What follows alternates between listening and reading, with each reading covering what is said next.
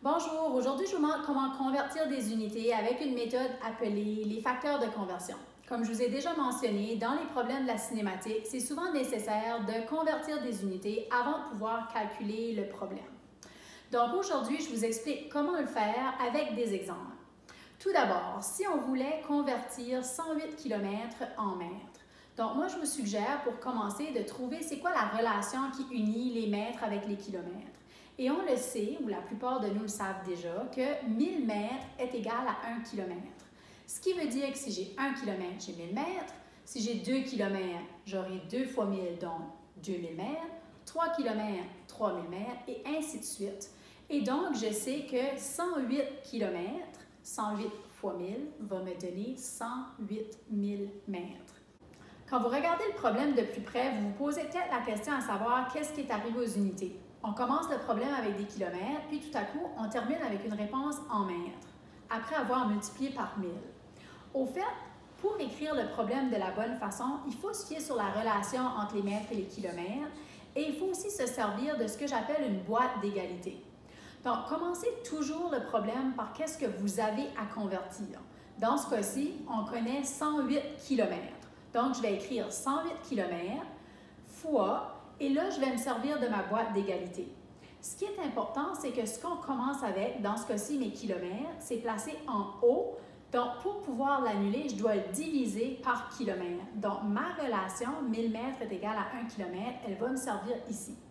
Donc, 108 km fois 1000 mètres dans 1 kilomètre, donc on place kilomètre en dessous pour que ça puisse s'annuler avec kilomètre, est égal à 108 000 mètres.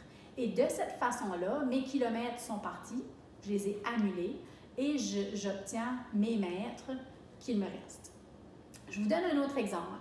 Si j'ai 18 minutes et que je veux le placer en heures, à ce moment-ci aussi, je dois trouver une relation entre les heures et les minutes et on sait que dans une heure, il y a 60 minutes. Donc, comme j'ai mentionné tantôt, on commence avec qu'est-ce qu'on a à convertir. Donc, 18 minutes fois, et là, on sert de la boîte d'égalité. Quelle est l'unité que je veux enlever? C'est mes minutes. Donc, je vais placer fois 1 heure dans 60 minutes. Fait que mon 60 minutes va être en dessous, est égal. Là, mes minutes s'annulent. Et quand je fais mon problème, j'ai tout simplement besoin de faire 18 fois 1, qui me fait 18, divisé par 60, et ça me donne 0,3 heures. Des fois, les problèmes sont un peu plus compliqués. Il peut y avoir plus qu'une étape pour faire certaines conversions. Donc, imaginons maintenant qu'on veut convertir 54 000 secondes en heures. À ce moment-ci, il y a deux relations qu'on peut se servir. On sait qu'il y a 60 secondes dans une minute et qu'il y a 60 minutes dans une heure. Donc, on peut faire le problème en deux étapes. On commence encore une fois avec qu'est-ce qu'on veut convertir, donc mon 54 000 secondes fois. Étant donné que je veux enlever seconde, je vais placer seconde en dessous. Donc, fois 1 heure est égal, une minute est égale à 60 secondes. Et là, je vais obtenir des minutes. Donc, 54 000 secondes, ça me donne 900 minutes. Et ensuite, je peux continuer le problème avec mes 900 minutes, multiplié par une deuxième boîte d'égalité. Je veux enlever minutes, donc je vais le placer en dessous. Donc, ça va être 900 minutes fois 1 heure divisé par 60. Et je vais obtenir une réponse de 15 heures. Maintenant, ce n'est pas nécessaire de faire le problème en deux étapes comme ça.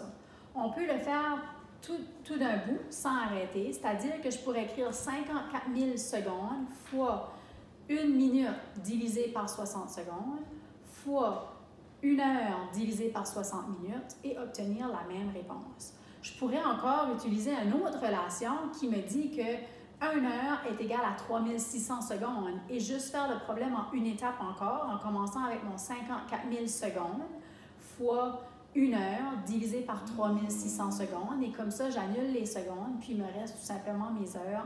Et ça va toujours me donner la même réponse, c'est-à-dire que 54 000 secondes me donne 15 heures. Voici maintenant un autre exemple où je veux convertir 360 km/h en mètres par seconde.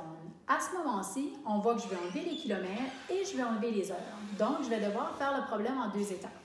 Je commence encore une fois par écrire qu'est-ce que je veux convertir.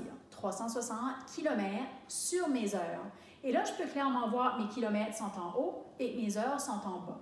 Donc, lorsque je multiplie par ma première boîte d'égalité, je vais m'assurer de pouvoir annuler les unités que je ne veux pas. Donc, 360 km/h fois 1000 mètres est égal à 1 km. Ça me permet d'enlever mes kilomètres. J'obtiens maintenant des mètres.